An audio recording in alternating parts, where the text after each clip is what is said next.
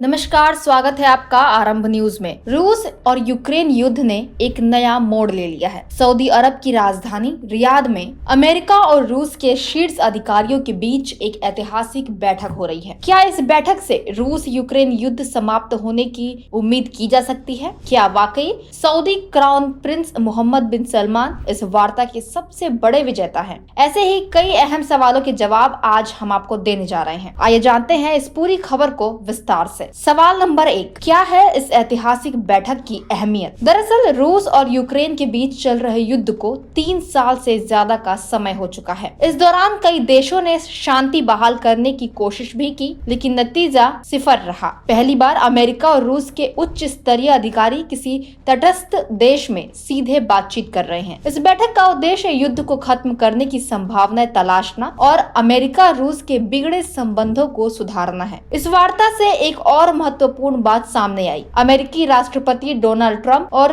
रूसी राष्ट्रपति Vladimir Putin की संभावित शिखर बैठक की तैयारी। दूसरा सवाल है, कौन है इस बैठक में शामिल बड़े चेहरे? आपको बता दें, इस ऐतिहासिक वार्ता में दोनों देशों के सबसे महत्वपूर्ण अधिकारी शामिल हुए हैं। अब बात करेंगे अमेरिका की ओर से इस बैठक में कौन कौन शामिल हुआ। मार्को रूबियो, ये अमेरिका के विदेश मंत्री हैं। वे चीन को अमेरिका का सबसे बड़ा प्रतिद्वंदी मानते हैं और यूक्रेन में अमेरिकी हस्तक्षेप के विरोधी भी हैं। इसके अलावा माइक वॉल्ट्ज, जो राष्ट्रीय सुरक्षा सलाहकार हैं, उन्होंने कहा कि अमेरिका को युद्ध में हुए खर्चे का आर्थिक लाभ भी मिलना चाहिए। इसके अलावा स्टीव विटकॉफ हैं, ट्रंप के ये मध्य पूर्व मामलों के विशेष दूत हैं। इन्हें ट्रंप का सबसे भरोसेमंद व्यक्ति भी माना जाता है। अब बात करेंगे इस बैठक में रूस की ओर से कौन कौन शामिल होगा। पहला नाम है सेर्गेई लावरोव। ये रूस के विदेश मंत्री हैं जो 2004 से इस पद पर हैं और पुतिन की विदेश नीति का संचालन करते हैं। इसके अलावा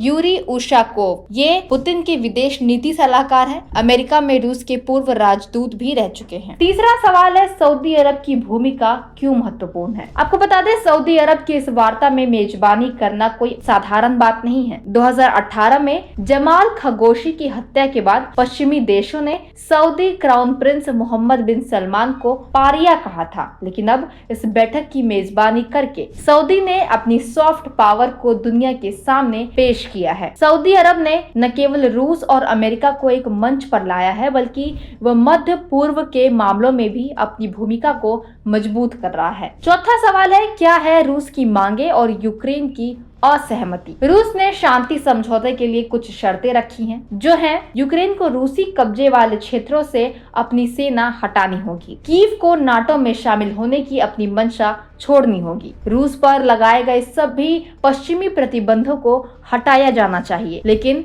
यूक्रेन ने इन सभी मांगों को सरेंडर की तरह मानते हुए ठुकरा दिया। पांचवा सवाल है, यूरोपीय देशों की चिंता आखिर क्यों बढ़ रही है? आपको बता दें, जब अमेरिका और रूस रियाद में बैठक कर रहे थे, तब फ्रांस में यूरोपीय देशों का आपातकालीन शिखर सम्मेलन हो रहा था। यूरोपीय नेताओं को डर है कि अमेरिका और रूस के बीच कोई भी समझौता यूक्रेन और यूरोप की सुरक्षा को खतरे में डाल सकता है। ब्रिटेन ने यूक्रेन में यूरोपीय शांति सैनिक भेजने का प्रस्ताव दिया, जिसे जर्मनी ने अस्वीकार कर दिया। डेनमार्क की प्रधानमंत्री ने चेतावनी दी कि जल्दबाजी में युद्ध विराम से रूस को अगले युद्ध की तैयारी का समय मिल सकता है। अब छठा सवाल है, गाजा मुद्दे में सऊदी अरब की भूमिका क्या है? आपको बता दें, सऊदी अरब की कूटनीति सिर्फ रूस यूक्रेन युद्ध तक सीमित नहीं है। शुक्रवार को सऊदी अरब एक अरब शिखर सम्मेलन की मेजबानी भी करेगा। ट्रंप का विवादास्पद प्रस्ताव है कि गाजा को अमेरिकी प्रशासन के अधीन करना है। सऊदी अरब ने साफ किया कि कोई भी योजना